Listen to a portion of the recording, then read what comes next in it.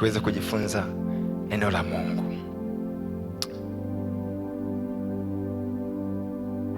Bila kupoteza wakati sana, natamani twende tukautumie huu muda ambao Mungu ametupa kujifunza ujumbe wa siku ya leo. Mimi huwa napenda mjadala katika kujifunza, kwa sababu darasa, mwalimu sio kwamba ndo anajua kila kitu. Darasa sivyo, tuna kitu ambacho tunaweza kuchangia. Hebu naomba maiki zisogee huku ili tuweze kujadiliana na watu wa Mungu hapa. Bwana Yesu asifiwe. Wangapi wanaamani kuwepo mahali hapa? Wangapi wanaamani kuwepo mahali hapa? Amen. Karibu sana. Napenda nianze kwa kuuliza swali moja. Hivi ni kipindi gani ambacho uliwahi kupitia na ulifanya nini katika hicho kipindi? Kipindi ambacho ulihisi ni kama uko peke yako, au ni kama hujawahi, ni kama hujaokoka, na ulihisi ni kwa nini? Kuna mtu anaweza kushare na sisi experience hii kabla tujienda kwenye somo la leo? Kuna mtu anaweza kushare experience kwamba ni kipindi kipi ambacho uliwahi kupitia kwenye maisha yako mpaka ukahisi ni kama uko peke yako, na ulijaribu kufuatilia kwamba hivi ni kitu gani ambacho kinafanya nipitie haya mambo yote? Je, nimekosea njia au ni nini? Na ulifanya nini? Hebu share na sisi kusudi tupate experience, pengine kuna kitu tunaweza tukajifunza. Karibu. Kuna mtu anaweza kashare?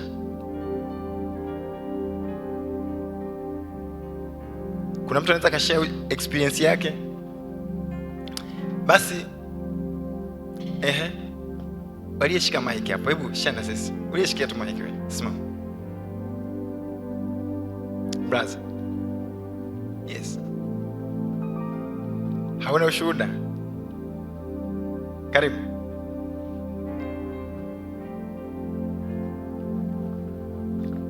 Basi hebu twende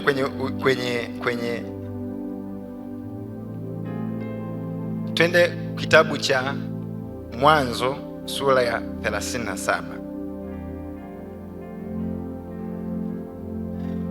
Kuna mtazamo hasi ambao waamini wengi ambapo wamekuwa wakipitia kwenye changamoto kadhaa. Mhubiri anapohubiri injili ya moto mpaka anapoita watu kuokoka, kuna watu wengine wameokoka mpaka natamani aongoze sala ya toba upya, kwamba huenda sijaokoka, huenda sijampokea Yesu. Yaani anatamani apite aongoze sala ya toba upya kwa sababu mapito yamezidi. Bwana Yesu atusaidie. Sasa wewe kama muamini, kuna mambo ya kufanya ambayo unatakiwa uyafanye katika nyakati kama hizo. Kila mmoja ana nyakati zake. Mhubiri anasema kwa kila jambo na majira yake. Kuna wakati wa kucheka, kuna wakati wa kulia, kuna wakati wa kufurahi, kuna wakati wa kupanda, kuna wakati wa kuvuna.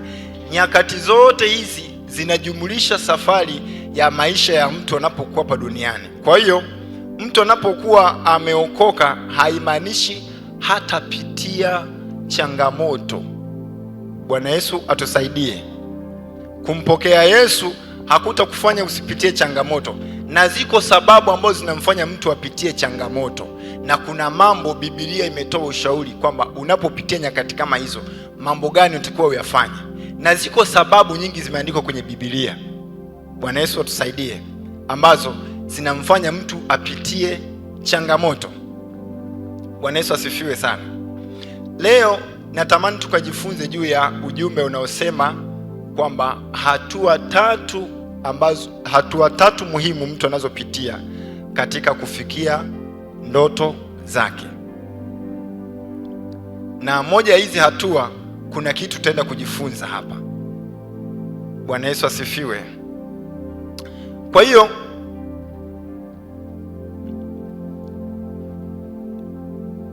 kwanza tuanze na kujiuliza, unaposema ndoto au maono maana yake nini?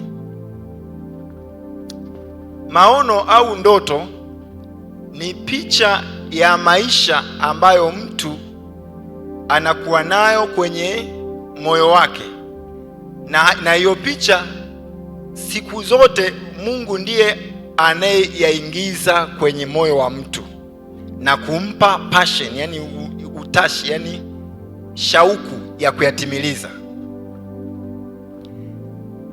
Sasa kila mtu alipoumbwa, Mungu alimpa ndoto, alimpa jambo, alimpa kazi ya kufanya. Alipompa hiyo kazi ya kufanya, kuna sababu za yeye kupewa hiyo kazi. Hakupewa mtu mwingine, umepewa wewe. Kunakuwa na sababu zake. Bwana Yesu atusaidie. Kuna watu wengine Mungu aliwachagua tangu mwanzo watakuwa makuhani, wachungaji. Kuna watu wengine Mungu amewachagua tangu mwanzo watakuwa ni wafanyabiashara wakubwa kwa ajili ya kusudi lake fulani ambalo katika ufalme wake utanufaika. Kuna watu wengine Mungu aliwaita kufanya huduma ya madhabahuni kama uimbaji, upigaji wa muziki. Ni kitu ambacho Mungu anakuwa ameshakiweka kwa makusudi maalum. Kuna watu wengine Mungu aliwapa tu hekima na busara za kuongoza watu wengine katika siasa. Na katika ugawaji wa ndoto au maono, Mungu anaweka, anagawa kama anavyopenda yeye, bila kujalisha kwamba huyu mtu ametoka kwenye historia ya aina gani.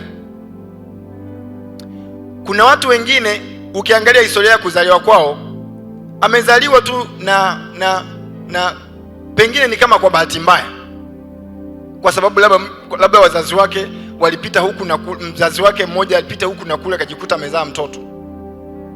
Na ndio maana kwenye Biblia tunamsoma mtu mmoja anaitwa Yefta. Yefta ni mtoto wa kahaba. Kwenye Biblia tunamsoma. Kusoma Kutoka 11 ule mstari wa kwanza mpaka wa 12. Alikuwa ni mtu ambaye ni mtoto wa kahaba. Alizaliwa na Gileadi. Lakini kuzaliwa kwake na kahaba hakukuondoa mpango wa Mungu juu ya Yefta, kwamba alimkusudia Yefta aje kuwa kiongozi mzuri, mwenye hekima, busara, shujaa, ni jasiri, ambaye aliwapigania wana wa Israeli na akafanya mambo makubwa katika historia. Kwa hiyo Mungu analo kusudi kwa kila mtu aliyeko chini ya jua, bila kujali umezaliwa katika familia ya aina gani, umezaliwa katika ukoo wa aina gani, umepitia mazingira gani, umesoma hujasoma. Kuna kusudi la Mungu kamilifu katika maisha yako, na hilo kusudi la Mungu haliwezi kuzuiliwa na chochote kama huyu mtu atakaa kwenye nafasi yake. Tunamsoma Petro, alikuwa ni mtu ambaye hakuwa na elimu yoyote, lakini alikuja kuwa mtu mkubwa sana. Alikuwa ni mtumishi mzuri. Tunamsoma Daudi, alikuwa ni mchunga ng'ombe, alikataliwa na familia yake, lakini Mungu alikuwa amekusudia mambo makubwa katika maisha yake. Kwa hiyo wako watu wengi wanapopitia changamoto za hapa na pale, wanaanza kusema labda kwa sababu mimi nimezaliwa kwenye familia hii, kwenye ukoo huu, au kwenye mazingira haya nimekulia, inawezekana mimi sijachaguliwa kuja kuwa mtu wa namna hii. Niko hapa leo kushare na wewe ujumbe huu kwamba bado Mungu analo kusudi kamili la kuzaliwa kwako, na ambalo ukilitambua unaweza ukalisimamia vizuri.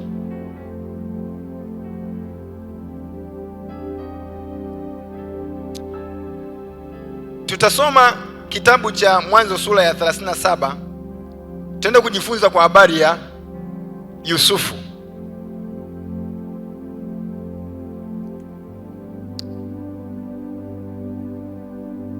Yusufu alikuwa ni mtoto wa mwisho katika familia yao, na Yusufu ni mmoja wa watoto ambao walipendwa sana na wazazi wake. Pamoja na kupendwa na wazazi wake, alipitia changamoto nyingi katika kutimiza kusudi lake, kusudi la Mungu kwenye maisha yake. Sasa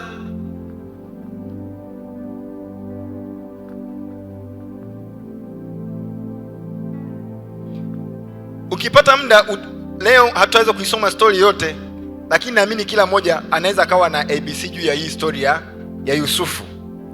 Nikutajia hizi hatua kwanza, moja baada ya nyingine, na baada ya hapo tujifunze mambo ya kufanya katika kila hatua, kwa sababu hatua moja wanasema unapofika wakati wa msimu wa kulima, mtu asipolima, maana yake wakati wa kuvuna hata kuwa na sehemu ya kuvuna, si ndio? Na unapofika wakati wa kuandaa shamba, ukifika muda wa kulima shamba, inawezekana usipate mahali pa kulima kwa sababu ukuandaa, kwa sababu hatua ya kwanza inaamua hatua ya pili iweje kwenye maisha yako. Bwana Yesu atusaidie. Na wako watu wengi wamekuwa na ndoto kubwa sana, na kwa sababu ya kuwa na ndoto kubwa sana wakakosea katika hatua kadhaa za maandalizi ya ndoto zao, wakajikuta ndoto inachelewa au kutokutimia kabisa, au pengine kutimia katika viwango ambavyo havikukusudiwa. Bwana Yesu atusaidie. Tena kujifunza hatua ya kwanza.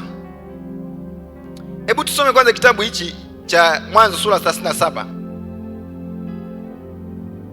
ule mstari wa 5.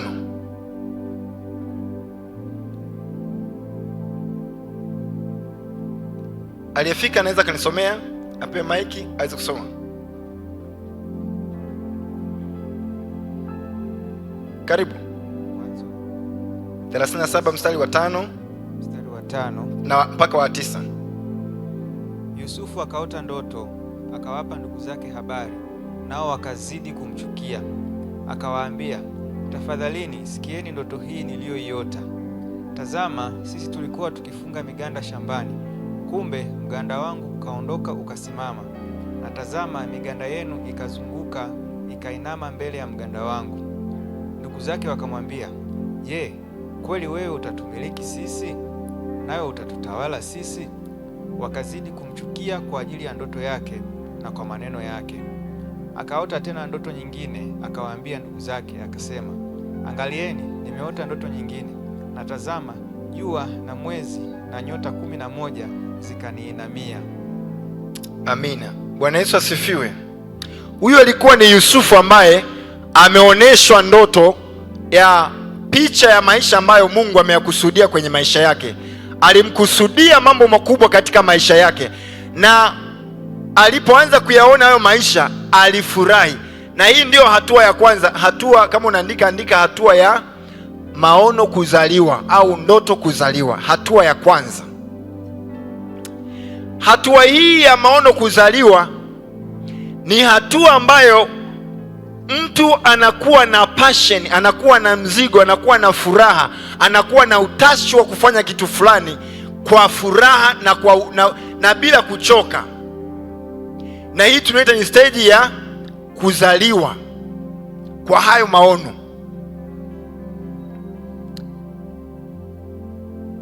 Mimi nakumbuka wakati naanza kuitwa naanza kusikia mzigo wa kuchunga. Watu wanasema uchungaji ni mgumu. Mimi nilikuwa nawashangaa, hivi inakuwaje uchungaji mgumu? Kwa sababu ni kitu ambacho kilijaa kwenye moyo wangu kiasi kwamba sioni chochote kitakachonitenga na hii kazi, kwa sababu siifanyi kwa majuto. Bwana Yesu atusaidie. Ukiwauliza waimbaji wanawezaje kukesha kwenye mazoezi, kwenye mkesha, wanawezaje kukaa masaa 6 mpaka 8 wapo kwenye maiki bila kuchoka, na kesho wapo na kesho kutwa wapo, wakisikia tamasha liko sehemu fulani watapanda hata kwa daladala, hata kama hana hela atakopa. Kwa nini? Kuna kitu kimezaliwa ndani yake cha uimbaji.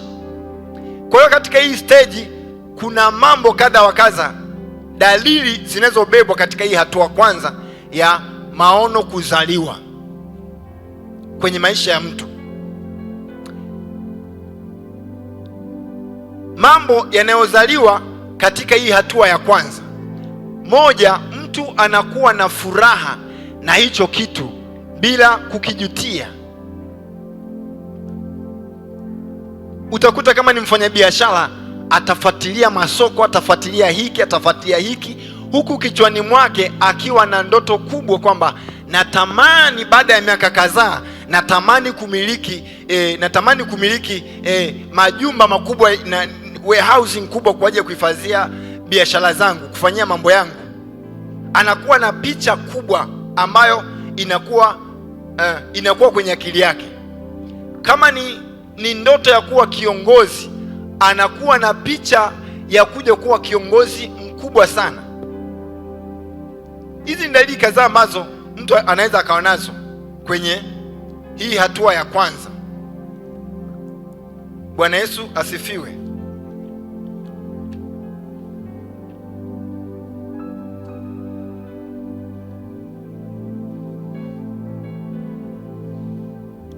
Anakuwa na furaha nyingi, anakuwa na juhudi nyingi, lakini pia ni kipindi ambacho anafanya uwekezaji mwingi sana katika kutimiza mambo yake, ndoto zake.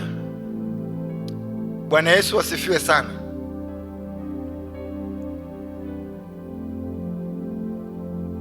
Kama mtu ana ndoto za kuwa kiongozi mkubwa, manake tunategemea kuona mtu anawekeza nguvu nyingi katika kusoma sana. Kama alikuwa na diploma, anaongeza degree. Kama alikuwa na degree, tunategemea anaanza kutafuta masters. Kama alikuwa na masters, anaanza kutafuta PhD, kwa sababu ana ndoto ya kufanya kitu fulani. Bwana Yesu asifiwe. Lakini pia kitu kitakachomsaidia huyu mtu kufika mbali, liko jambo moja ambalo linayabeba mambo yote haya katika hii hatua ya kwanza. Ni lazima katika kipindi cha maono kuzaliwa, ni lazima ahakikishe anakuwa na mahusiano imara na Mungu wake. Nitakwambia kwa nini. Katika kipindi cha maono kuzaliwa, mtu akikosa mahusiano mazuri na Mungu, anaweza akajikuta hatua zinazofuata anapotea, anashindwa kufika anapotakiwa kufika. Sasa watu wengi katika kipindi hiki anakuwa ni mwepesi kumsimulia mtu, anakuwa mwepesi kumweleza rafiki yake. Kwa nini? Ni kitu ambacho kimeujaa moyo wake.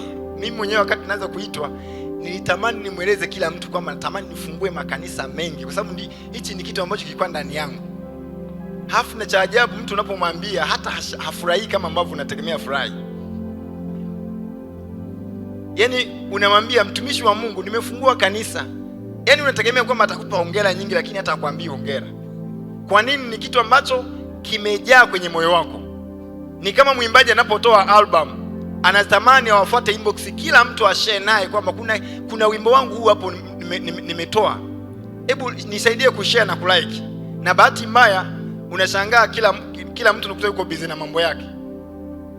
Kwa maana huyu mtu asipokuwa na mahusiano mazuri na Mungu wake ambaye atamongoza kufikia maono yake, ni rahisi sana kupotea, kwa sababu ndoto ya mtu haiwezi ikawa appreciated na kila mtu, haiwezi ikasapotiwa na kila mtu. Wewe unasikia mzigo kuimba, unapewa mic ya kuimba, wanakwambia ni sauti haipo hata kwenye system za kinanda kabisa. Anakwambia yaani hii sauti kwenye sauti hata ya 12 haipo, hamna noti ya hii sauti. Lakini mtu mwenye mbeba mzigo ni mtu anakuwa excited sana na hicho kitu ambacho kimezaliwa, kitakachokufanya uweze kutoboa au kuvuka kwenye hatua ya maono kuzaliwa. Ni lazima uwe na mahusiano mazuri na Mungu ambaye ataendelea kukusaidia kwenda mbele. Na ndio maana Yusufu hapa alipoanza kuelezea ndugu zake kwamba nimeota ndoto kwamba miganda yenu imeinamia miganda wangu, aliyeona ni Yusufu, wenzia hawakuona. Wanaweza kumshangaa tu, mambo gani unatuambia? Bwana Yesu asaidie. Kwa hiyo ndio maana hata sisi, wewe ukiwa na ndoto, ni mzigo wa kwako na Mungu wako. Ni wachache ambao wanaweza kukuelewa kwamba hicho unachokifanya ni kitu chema. Lakini pia jambo la pili ambalo litakusaidia kuvuka hii hatua ya pili, unatakiwa upate mentors ambao ni wazuri, washauri ambao wataelewa maono yako.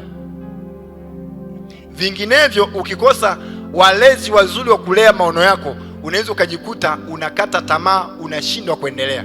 Wewe ni mfanyabiashara, halafu marafiki zako yani washauri wako ni wapiga mziki. Manake yani sio vibaya kuwa na marafiki wapiga mziki, lakini kwa mambo ya kushauri kwenye biashara hawa hawawezi kufaa. Bwana Yesu atusaidie, kwa sababu Mungu anasema na wewe. Ibrahimu aliambiwa na nani? Na Mungu, kwamba mtoe nani? Isaka. Mungu hakusema na Sara, si ndio? Na kwa kuwa kusema na Sara, na Ibrahimu alivyoona hili jambo ni jambo zito, nikimwambia Sara hapa hii haiwezekani, akamwacha Sara, akasema hapana, wewe ni ndugu yangu, rafiki yangu, lakini kwa kutimiza hili hapana. Akamchukua kijakazi, akamchukua Isaka, akaenda na yeye. Alipofika mahali fulani, hata kijakazi akaona huyu bado hanifai pia, akamwacha pembeni, akamwambia kaa hapa, mimi naenda kule kutoa sadaka. Bwana Yesu atusaidie. Alipofika wamebaki wawili, yeye, Mungu na kile kitu ambacho kinatoka kufanyika, ndipo akaweza kufanyaje? Akaweza kutimiza. Bwana Yesu atusaidie. Maana yake nini? Unahitaji mentors ambao ni sahihi wa kuweza kulea huduma hayo maono ambayo uko nayo. Nani huyu? Yusufu alimweleza baba yake, ukisoma huku mbele alimweleza baba yake. Alipomweleza baba yake, aliyehifadhi moyoni mwake, kwa sababu baba yake alikuwa anampenda sana, ijapokuwa hata baba yake naye kuna mahali hakumwelewa. Alipomweleza kwamba nimeota ndoto nyota 11 na jua na mwezi vimeniinamia, akasema ndoto gani hii? Ina maana mimi na mama yako tutakuinamia wewe? Ndio uone sasa changamoto kwamba unahitaji walezi sahihi wa kulea maono yako, watu wasio na wivu, watu watakaokuwa tayari kuwekeza, watu watakaokuwa tayari kushiriki na wewe katika kipindi cha maandalizi. Bwana Yesu atusaidie. Kwa hiyo katika hatua hii ya kwanza ya maono kuzaliwa, kuna mambo makuu mawili ambayo unapaswa uwe nayo. Moja, mahusiano mazuri na Mungu. 2, mentors, walezi ambao watakushauri vizuri. Na hao walezi sio kila mtu anaweza kufaa kukulea. Kwa nini? Kuna mwingine utamweleza ndoto zako kama huyu alivyoeleza kaka zake, wakaishia kumuuza, kumtupia kwenye shimo. Bwana Yesu atusaidie. Hii ni hatua ya kwanza ambayo nimesema, hii hatua kila mmoja anakuwa excited na hiyo hatua na nini, na hayo maono. Anakuwa na juhudi nyingi, anakuwa na uwekezaji mwingi, anakuwa na nguvu nyingi katika kufanya hicho kitu. Lakini mambo mawili ya msingi, walezi wazuri pamoja na kuwa na mahusiano mazuri na Mungu. Kuna hatua ya pili ambayo mtu anaipitia. Hii hatua ya pili ni kujaribiwa kwa maono hayo, au wakati wa mpito wa hayo maono. Kipindi hiki ni kipindi ambacho adui anapotazama future yako, anaona ukubwa wa maono yako, anatamani yasifikiwe.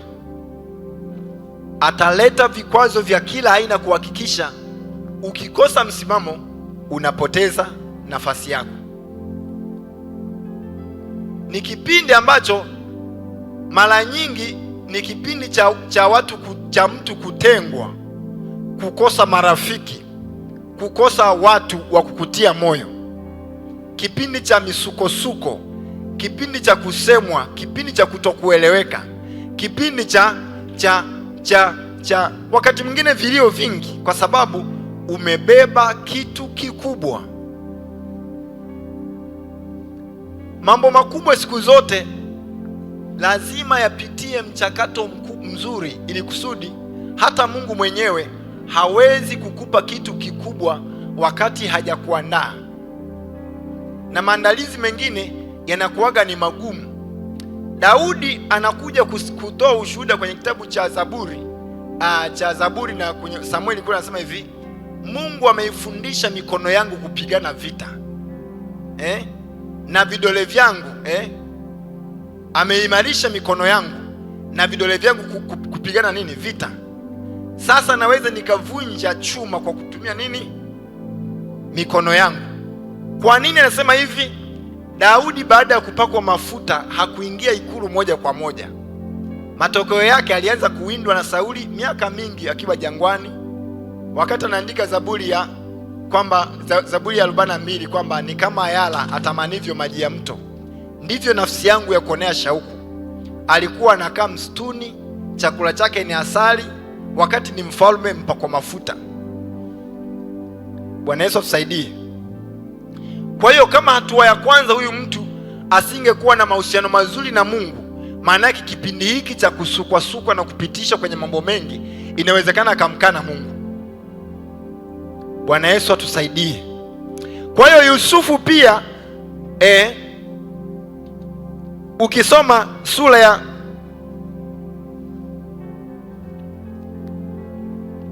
41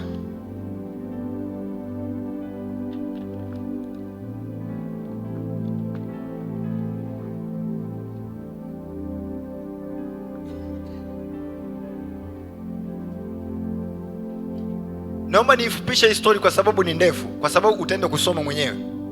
Ukisoma sura ya 40 tunaona Yusufu wakati ametumwa na baba yake kwenda kufanyaje? Kwenda kuwapelekea chakula ndugu zake. Walipomwona tu kwa mbali wakasema, muota ndoto ndo huyu hapa anakuja, tutaona leo kitakachoendelea. Wakakusudia wamuue. Kwa nini unakusudia kumuua? Ni adui shetani kawaingia roho, amewapa roho mbaya hao kaka zake kuyaua maono ya Yusufu. Kwa hiyo shida pale hawakuwa ndugu zake, isipokuwa ni shetani anayejaribu kuwinda hatima ya nani? Ya Yusufu.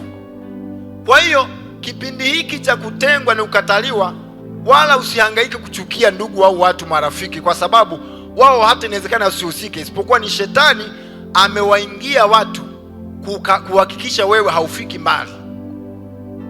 Bwana Yesu atusaidie. Na kipindi hiki Yusufu walipokubaliana, walimchukua wakamtumbukiza kwenye shimo. Walipomweka kwenye shimo, baadaye Ruben ambaye ni kaka yao akasema, kwa nini tumwage damu isiyo na hatia? Mbona tumtoe tu tumuuze?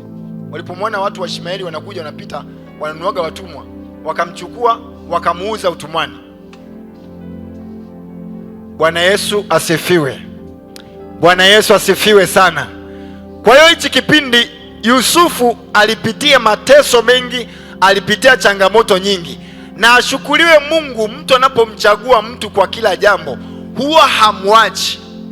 Anatembea naye katika nyakati ngumu, anatembea naye kwenye mapito, kwenye kipindi cha kuachwa anakuwa naye karibu. Kwa hiyo hii ndiyo faida ambayo mtu atakuwa nayo anapokuwa yuko na mahusiano mazuri na Mungu wake. Yusufu pamoja na kuuzwa bado hakumwacha Mungu, na alipouzwa bahati nzuri kafika kwenye royal family, kwenye familia ya mfalme. Na baada ya kufika pale, shetani bado yuko pale pale, anaendelea kumtafuta nani? Yusufu. Faida ya kuwa na mahusiano mazuri na Mungu, Yusufu alishinda vikwazo vyote na majaribu yote. Kwa nini? Alikuwa anajua chanzo cha baraka zake ni nini. Bwana Yesu atusaidie. Hata alipojaribiwa na mke wa Potifa, kwa sababu ya uzuri wa Yusufu, alikuwa ni kijana mwenye mvuto, alikuwa ni kijana mzuri wa sura. alikuwa ni mtu mwenye akili njema, alikuwa na uwezo wa kutekeleza majukumu yake kwa uzuri na kwa ufundi stadi, kwa ustadi mzuri. Akatamaniwa na mke wa Potifa, akatamani kumwangusha kwenye dhambi. Bwana Yesu atusaidie. Kwa hiyo kipindi hiki watu wengi, ni kipindi ambacho wengi huwa wanamwacha Mungu, ni kipindi ambacho watu wengi wanakatia tamaa maono yao, kipindi ambacho umefanya biashara ya kwanza umeambulia sufuri, umefanya biashara ya pili ukaambulia sufuri, umefanya biashara ya tatu ukaambulia sufuri. Ni kipindi ambacho watu wengi huwa wanakatia tamaa maono. Unapoona hakuna hata mmoja anayekupongeza, anayekutia moyo. Umerekodi video ya kwanza, hakuna hata mmoja anaye like. Umerekodi ya pili, hakuna anayejali. Wengi huwa wanakata tamaa. Umefanya kazi ya Mungu, hamna anayekupigia makofi, hamna anaye appreciate. Isipokuwa unakutana tu na changamoto nyingi. Kwa hiyo kipindi hiki ni kipindi ambacho kitakachokufanya wewe uende mbele ni kuwa na mahusiano yako mazuri na Mungu na kutambua Mungu kwamba yuko pamoja na wewe, na hapo ndipo utakapofika mbali. Bwana Yesu atusaidie sana. Kwa hiyo kuyafikia maono sio shughuli ndogo, kwa sababu ina upinzani mkubwa katika mazingira mengi. Na ndio maana nimeeleza vitu vingi mwanzoni kwamba kuna mtu anaweza akapitia changamoto ya afya kutoka utotoni. Kumbe adui ametazama huyu mtu atakuja kuwa mtumishi mkubwa sana, anampandia vitu vingi. Inawezekana hata wazazi wake wakapata uchumi mbaya ili kusudi tu wapate shida ya huyu mtu kuzaliwa. Unaona Yesu mwenyewe kuzaliwa kwake, shida ilipotokea.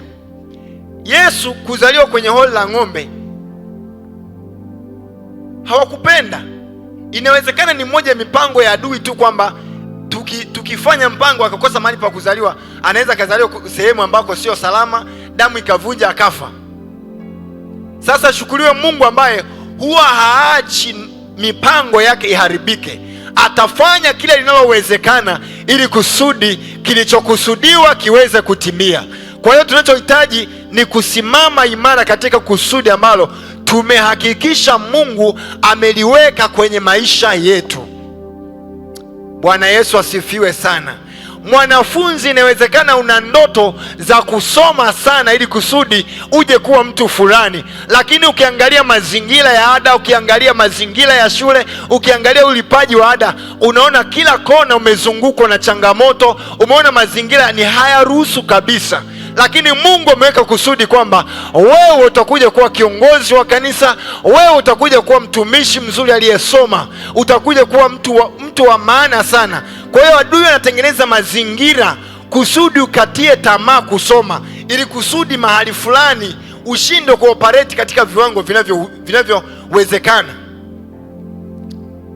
Unajua Yesu waliposhindwa kumuua Yesu wakati wa kuzaliwa, Herode kaingiziwa roho mbaya kwamba watoto wote chini ya miaka miwili wote wafe. Anatafutwa nani? Mtu mmoja. Unaweza kuona jinsi ambavyo watu waliobeba hatima kubwa wanavyowindwa. Kwa hiyo maana yake, kama Herode aliweza kuchinja taifa zima watoto wa miaka miwili kwenda chini, anashindwaje kuharibu uchumi wa familia kwa sababu ya mtu mmoja anayewindwa kwenye familia? Ni jambo ambalo linawezekana. Niliwahi kwenye maombezi siku moja, naombea mtoto mmoja, wanasema kwamba yale mapepo yalivyolipuka, anasema hivi, tumeshika nyota yake huyu, tumeshika kibali chake, maana atakuja kuwa tajiri sana huyu mtoto, na familia yake itainuliwa sana kupitia huyu, ndio maana hatutaki. Bwana Yesu atusaidie. Kwa hiyo huyu mtoto akikosa malezi mazuri, akakosa mahusiano mazuri na Mungu, anaweza ndoto yake ikafa. Ashukuriwe Mungu ambaye wewe umemjua Mungu katika umri huu, Unayo nafasi ya kuvikataa vitu fulani, unayo nafasi ya kurekebisha mambo fulani, unayo nafasi ya kumtafuta Mungu kwa bidii kuhakikisha hayo mambo yanatimia ambayo Mungu alisema na wewe. Bwana Yesu asifiwe sana. Bwana Yesu asifiwe sana. Kuna mambo mengine ambayo yanakudai ufike mahali uwe ni mtu mwenye misimamo migumu, kwa sababu maono hayo yanatambulikana na wewe peke yako, kwa sababu wamekupa wewe uliyatimize hayo, wala sio na mtu mwingine. Ibrahimu alijua kwamba hiki kibarua ni cha kwangu, nikimshirikisha Sara hapa kibarua kinaota nyasi. Kuna mambo mengine huwezi kumshirikisha kila mtu. Kwa nini? Kuna watu wa kuwashirikisha. Kwa nini? Ukikosa washauri wazuri unaweza ukapotea. Angalia hata Musa mwenyewe wakati wa kuzaliwa. Wakati wa kuzaliwa kwa Musa walikufa watu wengi, anatafutwa nani? Mtu mmoja, Musa. Bwana Yesu atusaidie. Kwa hiyo inawezekana kabisa familia inaweza ikapitia changamoto, misukosuko mingi. Anayetafutwa ni mtu mmoja kwenye familia, au watu kadhaa ambao wamebeba destiny ya taifa, wamebeba destiny ya ukoo, wamebeba destiny ya familia, wamebeba destiny ya taifa. Wanawindwa hao watu. Ashukuriwe Mungu ambaye huwa anafanya mambo kwa namna ambavyo hatuelewi. Na ndio maana ni vizuri kuwa na mahusiano mazuri na huyu Mungu, kwa sababu anazo njia anazozitumia kufikisha watu kwenye hatima zao. Na ukiangalia Yusufu, ndugu zake hawakupenda maono haya yatimie, lakini Mungu akawatumia ndugu zake hao hao kuyatimiza maono yake. Bwana Yesu asifiwe. Wakati mwingine watesi wako hao hao utakaposimama na Mungu watatumiwa na Mungu kukufikisha kwenye hatima yako. Bwana Yesu asifiwe. Unachohitaji wewe ni kusimama vizuri na Mungu, ili chochote kitakachokukuta njiani una uhakika uko na Mungu, una uhakika mahusiano yako hayajaharibika pamoja na Mungu. Yusufu hakukubaliana mahusiano yake yaharibike, kwa sababu anajua chanzo cha uhai wangu na nguvu zangu na mafanikio yangu ni Mungu. Nikiondoa Mungu hakuna mahali naweza nikaelekea. Na ndio maana anamwambia hivi mke wa Potifa, nawezaje kufanya uovu mkuu namna hii nikamkosa Mungu? Maana yake hofu yake sio nitafanyaje uovu huu nani Potifa nione nifukuzwe kazi. Issue sio kufukuzwa kazi, issue ni Mungu ambaye amekuweka kwenye hiyo kazi. Issue sio bosi wako, kwa sababu bosi unaweza ukamchenga, lakini yuko Mungu ambaye anakuangalia, amekuweka pale uwe balozi wake. Bwana Yesu asifiwe. Mungu amekuchagua wewe popote unapopita. Mtu aliyebeba maono, unapokuwa gerezani jicho la Mungu linakuangalia, unapokuwa Ikulu Mungu anakuangalia, unapokuwa jangwani Mungu anakuangalia. Daudi pamoja na kwamba yuko msituni, lakini mkono wa Mungu ulikuwa pamoja na Daudi. Anaimba nyimbo za kuomboleza, ni kama kwamba Mungu amemsahau, lakini bado Mungu anaangalia. Watu wengi ni wazuri katika kusubiri, lakini wanasubiri wakiwa wameshamuasi Mungu. Hilo ndo tatizo. Shida sio kusubiri, unasubiri katika hali gani? Kuna watu wengine unakuta anasubiri sawa, lakini kipindi cha kusubiri unakuta ameshajichanganya, amepita huku na kule. Ibrahimu, Mungu alimwamini Mungu. Alipoona amechelewa akasema mke wake mshauri. Mungu alikuwa, kwani usiingie kwa kijakazi ukapata mtoto? Watu wengi wakati unakuja kufika wakati wa Mungu kujibu, sasa umeshachukua hatua zako zingine ambazo sio za kimungu. Matokeo yake baraka ya Mungu itakapokuja, hicho ulichokitengeneza mwanzoni kinaleta shida. Ibrahimu baba wa imani, baada ya kuja kumzaa Isaka, Ishmaeli naye akaanza kudai ulisi, kwa sababu ni mtoto wa Isaka wa Ibrahimu, japokuwa hakuwa wa ahadi. Bwana Yesu asaidie. Kipindi cha kusubiri, kipindi cha mpito, kipindi cha majaribu, kipindi cha kusukwasukwa, kipindi hiki inawezekana hata wanaokulea wanaweza sikuelewe. Kipindi hiki hata wanaokuzunguka, marafiki na ndugu, wanaweza sikuelewe. Kwa nini? Kuna kitu ambacho Mungu amekiweka. Unachohitaji kujua ni kwamba mimi niko na Mungu, kwa sababu Mungu yuko hai. Kesho yangu nitaiona, maisha yangu nitayafikia, ndoto zangu nitaziishi. Huo ndio ukiri wa watu ambao wana ndoto za kufika mahali fulani. Bwana Yesu atusaidie sana. Nampenda Mungu alichokifanya hapa. Wale ambao walimkataa Yusufu ndio hao akawatumia kutimiza ndoto ya Yusufu. Mwimbaji mmoja aliimba wimbo mzuri sana, akasema kwamba tumekubalika na Mungu, tunazo nguvu kama za nani? Tumekubalika na Mungu, tuna nguvu za kifalme, tunaweza kuvunja vipingamizi vyote. Kwa nini? Ndani yetu Mungu ameweka ufalme, ndani yetu Mungu ameweka kusudi, ndani yetu Mungu ameweka ndoto, ndani yetu Mungu kaweka hatima kubwa ambayo watu wengi watakuja kuinuliwa kupitia sisi. Watu wengi watatabasamu kwa sababu sisi tumefikia ndoto zetu. Bwana Yesu atusaidie. Tunza sana ndoto zako. Hata kama ungepitia kipindi gani, usije ukadiriki kumsahau Mungu.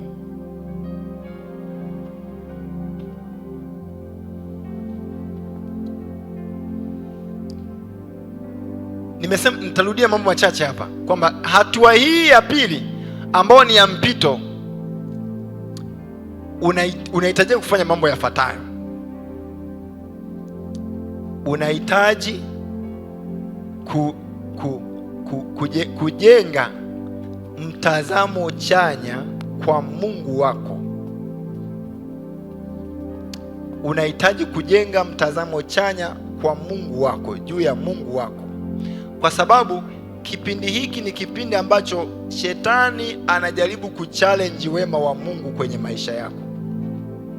Atakusimulia vitu vingi, atakuelekeza vitu vingi kwamba Mungu wako huyu angekuwa ni Mungu, sio mkufuru huyu Mungu ukafe. Hivi kweli wewe unasema ni mtakatifu wa Mungu?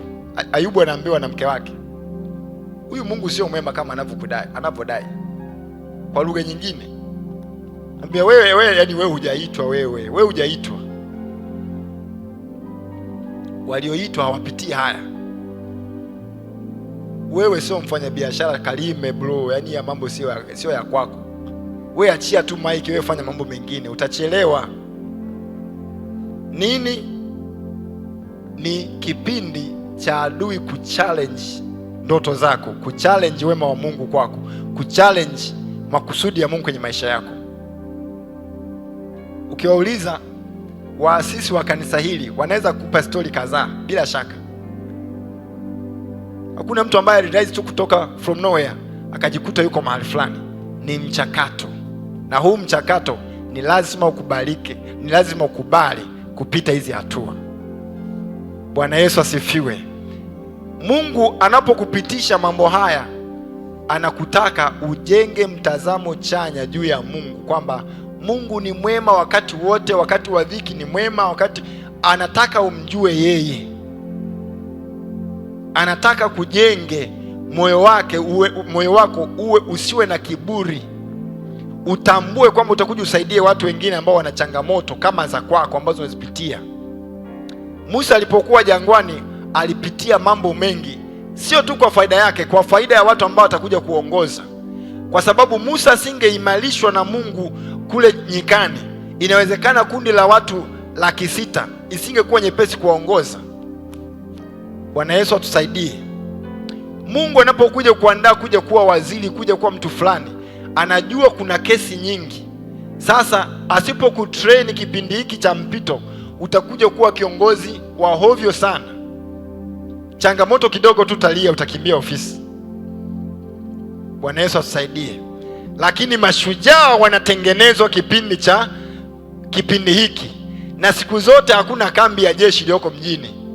Wangapi washaziona kambi ya jeshi zilizoko mjini? Hamna kambi ya jeshi hata moja iliyoko mjini. Kwa nini? Ushawahi kujiuliza?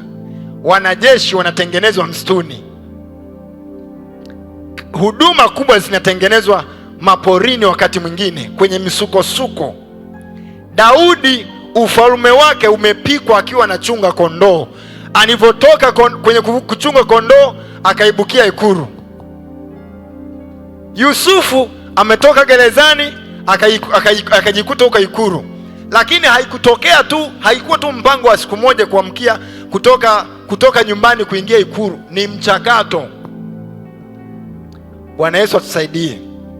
Kipindi cha kuvumilia hiki ni kipindi ambacho mtafute Mungu sana. Tafuta kujua mapenzi ya Mungu sana. Tafuta kukaa na Mungu sana. Kuna wakati wa Mungu kuja kutokea, maana wakati huo unakuja ghafla sana. Bwana Yesu asifiwe. Nani angejua Daudi kwamba siku hiyo tu mambo yangebadilika? Amechunga kondoo kwa miaka mingi. Iko hivi, vitani usije ukakosea kufanya mazoezi, ujifunzie vita kwa Goliati. Unaonaje Daudi asingekuwa na uzoefu wa kupigana vita, kwamba kwa mara ya kwanza ndo akafanyia mazoezi kwa Goliati? Ingekuwa ni hatari. Manake hakikisha umeua dubu 2 watatu huko msituni. Unapokuja mbele ya Goliati usifanyie mazoezi kwa Goliati. Bwana Yesu atusaidie. Bwana Yesu atusaidie. Kwa hiyo ndoto kubwa zinapikwa, zinatengenezwa, zinapimwa, zinathibitishwa. Unataka kuwa mhubiri wa kimataifa. Je, umeweza kuongoza watu 10? Umeweza kuongoza watu 30? Umeweza kumudu changamoto hizi? Umeweza kumudu maana unajua kuna watu wengine changamoto tu ukipigwa makofi. Sasa kama utashindwa kumudu makofi ya watu 10 watakapokusifia sana, maana yake wewe huwezi kufaa. Je, kama watu wamekuzunguka kama hivyo wanakupiga makofi, utabaki kumpa utukufu Mungu? Changamoto. Msituni ni kipindi ambacho kiburi kinang'olewa, mapembe yote yanapuruniwa yote, ili utakaposimama kwa watu unakuwa na adabu. Hata mahubiri yako yanakuwa yamebalance. Unajua kabisa kwamba kuna watu wanapitia nyakati hizi. Siongeongee nini, umepikwa, umetengenezwa. Bwana Yesu asifiwe. Na ndio maana Yusufu alipokuja kukaa ikulu, anajua kabisa kwamba kuna watu wanapitia misukosuko kama ya ndugu zangu, kama niliyopitia mimi jela, kama nilivyoachwa mimi, anajua. Kwa hiyo hawezi akaongea chochote tu anachojisikia kuongea. Bwana Yesu atusaidie. Mtu atakapokataa kukipitia hiki kipindi, maana yake anakataa ndoto zake. Ili uje uwe mshauri mzuri wa biashara, nafikiri ndio maana Mungu wakati mwingine ana pruni vitu fulani ili upate discipline ya kuomba. Unaonaje kila kitu ungepewa kila kitu ambacho umekiomba? Kingetokea nini? Kwamba kila ulichokiomba Mungu angekupa. Unafikiri ungekuwa na nidhamu kama ulionao leo? Tupungiane mikono ambao kama tunaelewana. Bwana Yesu asifiwe. Unaonaje Mungu angekupa kila unachokiomba Mungu anakupa? Inawezekana ungeota kiburi. Nyinyi hamuombi, nyinyi hamuombi. Mbona mimi naombaga tu mara moja napewa? Nyinyi utakuwa na dhambi wewe. Unaona kama kina Elimani Mtemazi na nani na Bildad anamwambia Ayubu, wewe utakuwa umetenda dhambi. Haiwezekani Mungu akuadhibu hivi. Haiwezekani Mungu akuadhibu hivi. Bwana Yesu atusaidie. Kwa hiyo watu ambao wamepita kwenye mzani, kuna kauli za kuongea, kuna kauli hawezi kuziongea. Kuna marafiki wa kuambatana nao, kuna watu hawezi kuambatana nao. Kwa nini? Wametengenezwa. Na hiki kipindi ni kipindi ambacho sio kipindi kizuri sana, kwa sababu marafiki ambao tunatamani wakusaidia hawatakusaidia. Kipindi ambacho utatamani watu wakuelewe kwamba unachokiwaza ni kizuri, hawatakuelewa. Ni kipindi cha kuwa na upweke. Daudi alitengenezwa na Mungu kiasi kwamba alimpenda Mungu zaidi hata ya sifa ya ufalme, kiasi kwamba amekuja kumkuta mtesi wake amempata Sauli. Alichokifanya, alikata pindo la vazi lake, kakimbia mlimani, akamwambia Sauli, Mungu alikutia mikononi mwangu leo, ningeamua kukuua ningekuua. Bwana Yesu asaidie. Anambia nini? Hebu angalia kanzu yako. Akaangalia imekatwa. Akamwambia hicho kipande ulichokikosa hichi hapa. Bwana Yesu atusaidie. Hebu naomba nikuulize, adui yako amekuwinda kukuua miaka mingi, leo iko mikononi mwako, tupungiane mikono, ungemfanyaje? Waliokutia kwenye shimo wamekuuza Misri, leo hii ni waziri mkuu, njaa imetokea nyumbani kwenu, yani wote wanakufa njaa, yani kuishi kwao kunategemea wewe unaamua, unasema neno, ungefanyaje?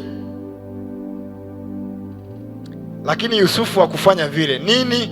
Kipindi cha mpito alitengenezwa na Mungu kumpenda Mungu sana. Bwana Yesu atusaidie sana, kiasi kwamba hata alipopewa nafasi ya kulipiza kisasi akikataa, akasema mimi siwezi kuchukua nafasi ya Mungu, hii ni nafasi ya Mungu, kisasi ni juu ya Bwana. Alimpisha Mungu. Daudi naye alikataa hiyo nafasi ya kisasi, akasema nawezaje kumgusa masihi wa Bwana? Bwana Yesu atusaidie. Kuna level Mungu anatamani tufike, lakini tuongeze viwango vya kukaa naye, tujifunze njia zake. Mungu anasema kwenye Zaburi anasema kwamba Mungu alimfundisha Musa njia zake, si ndio? Na wana wa Israeli matendo.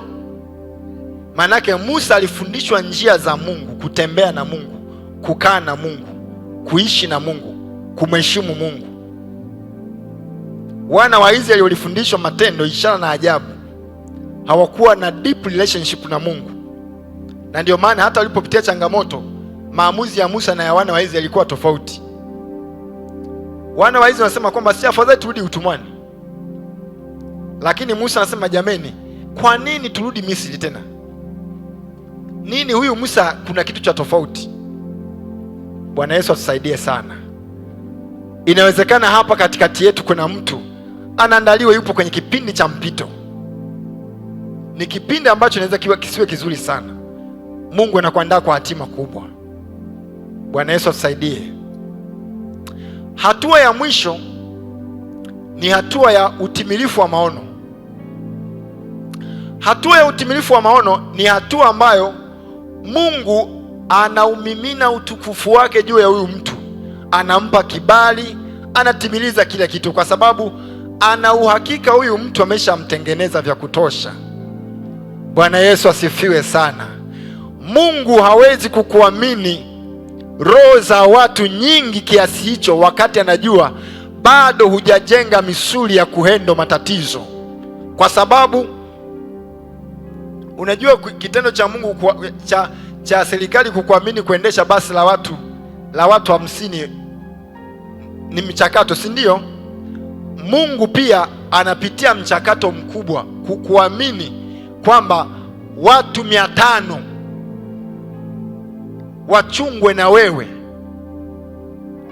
Maana yake uwe na discipline ya hali ya juu, uweze kumpenda Mungu beyond your reputation, yani zaidi ya cheo chako, hadhi yako.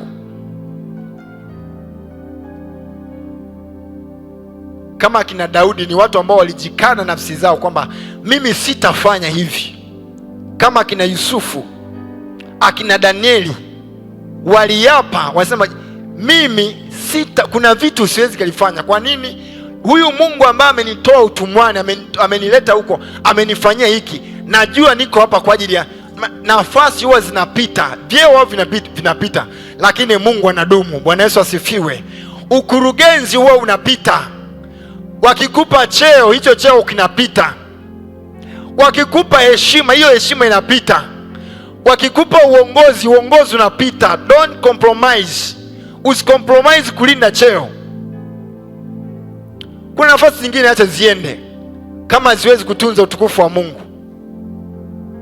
Kwa nini ukikosa kazi ukabaki na Mungu? Maana yake una uhakika wa kesho yako, una hakika na ndoto zako. Yusufu hakuogopa kupoteza kazi, aliogopa kumpoteza Mungu ambaye amemleta ikulu hiyo, kwa sababu anajua nikimkosea Mungu nimekosea maisha yangu yote na hatima yangu yote imeishia hapa. Kwa hiyo sitakubaliana na hichi kitu. Nayapenda majibu ya Danieli, na ndio maana siku zote huwa napenda kuyakumbuka majibu waliompa nani? Mfalme Nebukadreza. Baada ya kukataa kuabudu sanamu, wakamwambia hivi kweli ndio umekataa kuabudu sanamu? Anaulizwa kwa mara ya mwisho, anapewa nafasi ya kujitetea kwa mara ya mwisho. Umekataa kwa makusudi kuabudu hii sanamu?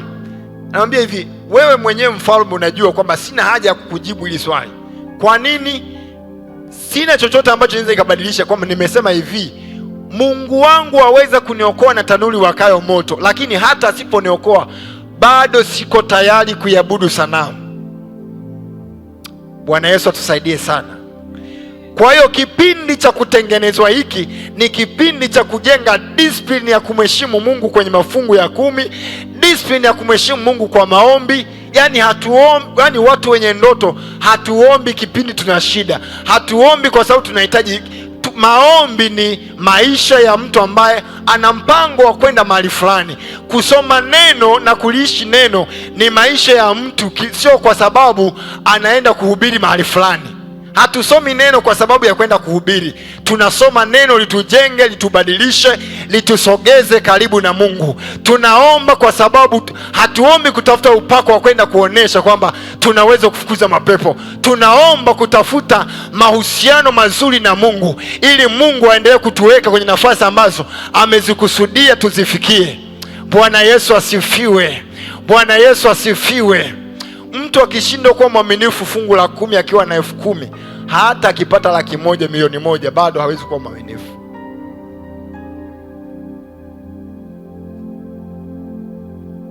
Bwana Yesu atusaidie.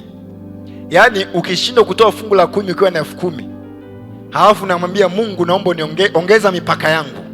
I prophesy in the name of Jesus kwamba hii niongezee mipaka yangu kama Yabesi. Yaani kama huu mpaka tuliopewa umeshindwa kutendea kazi, maana yake hata kuongezea mipaka mingine utaharibu zaidi. Bora utengeneze kwanza hapa, ili Mungu anapokupa mpaka mwingine, atakayekuwa mwaminifu kwa kidogo, hata kwa kitu kikubwa atakuwa mwaminifu. Bwana Yesu asifiwe. Bwana Yesu asifiwe. Bwana Yesu asifiwe. Natamani Mungu akujalie neema ya kutambua mambo unayotaka kuyafanya, unayotakiwa kuyafanya. Sisi tumeamua kumtembea na Mungu sio kwa sababu ya watu wanaotuzunguka.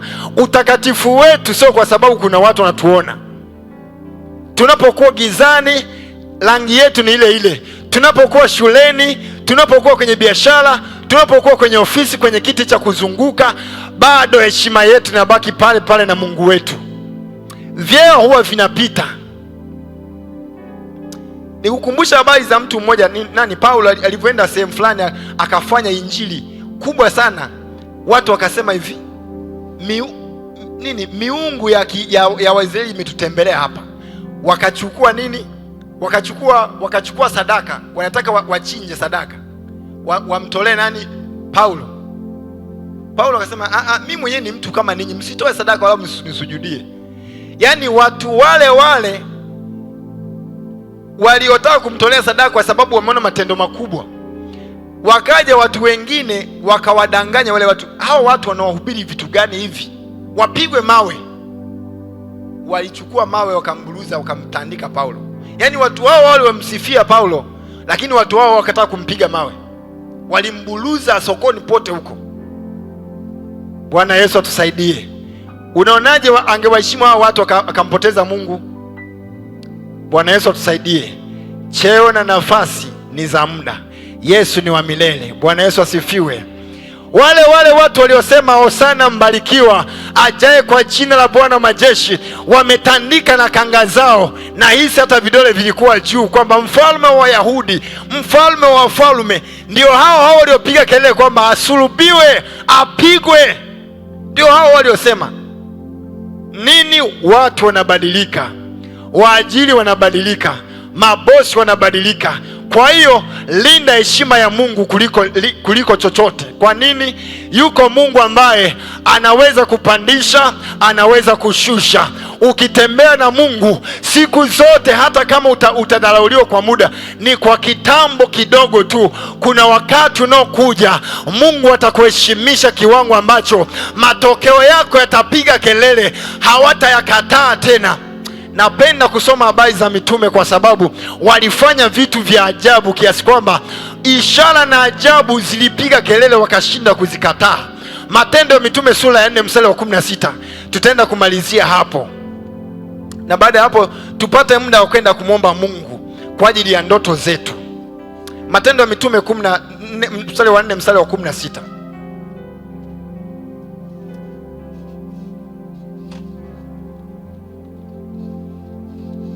Kuna mtu amefika? Tukamalizia hapo.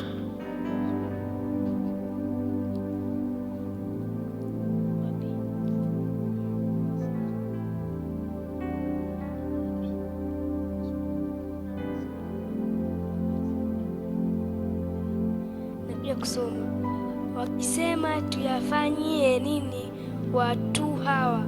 Maana ni dhahiri kwa watu wote wakaao Yerusalemu ya kwamba ishara mashuhuri imefanywa nao, wala hatuwezi kuikana.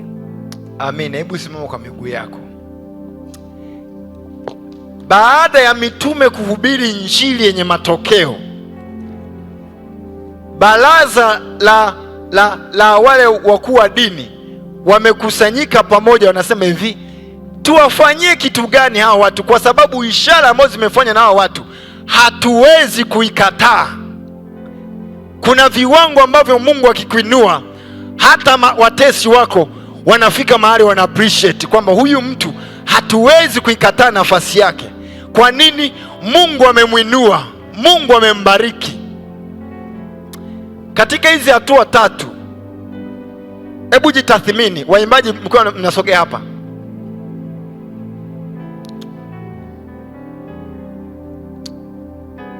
sijui huku kwenye hatua gani ya ndoto zako. Inawezekana kuna mambo ambayo umepitia mengi, yamekukatisha tamaa, umeshindwa kuendelea mbele. Hebu usikate tamaa, bado Mungu yuko na wewe. Ninapenda ni kuabudu Bwana siku zote, ni kuabudu Bwana. Tuimbe wote. Ninapenda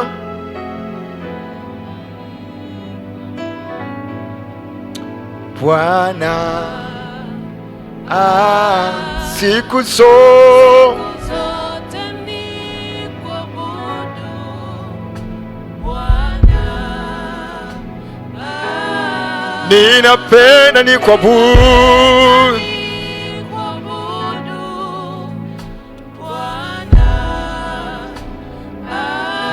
siku zote, ni kuabudu Bwana. Nikujue, nikuabudu, nikuelewe, nikuabudu kwa pamoja. Ninapenda ni kuabudu Bwana siku zote, ni kuabudu Bwana.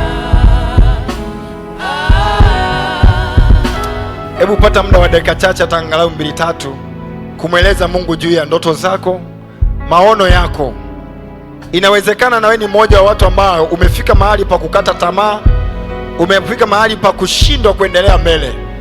Inawezekana umeweza kujiuliza, hivi ni kweli Mungu ameniita? Hivi ni kweli hichi kitu kinawezekana? Nikwambie, yanawezekana, kwa sababu Mungu aliyeanzisha kazi njema moyoni mwako ataikamilisha. Asante Mwokozi kwa ajili ya kanisa lako. Tupe neema ya kukaa na wewe Bwana nyakati zote za majaribu, mapito na kila shida inaweza kuinuka. Bwana, wewe ni Mungu unayetupenda, wewe ni Mungu unayetujali, wewe ni Mungu unayetujali Bwana, unatuwazia mema kila wakati. Tunapokata tamaa Yesu, mkono wako uko pamoja na sisi, mkono wako hautuachi Yesu. Tunapozimia na kushindwa kuendelea mbele, neema yako inatunyanyua tena, inatuinua tena Bwana. Hata kama tumechoka, tumekata tamaa Bwana, tupe nafasi nyingine tena ya kuendelea mbele, katika jina la Yesu Kristo naomba na kuamini, amen. Mpigie Yesu makofi mengi, ongeza makofi mengi kwa Yesu.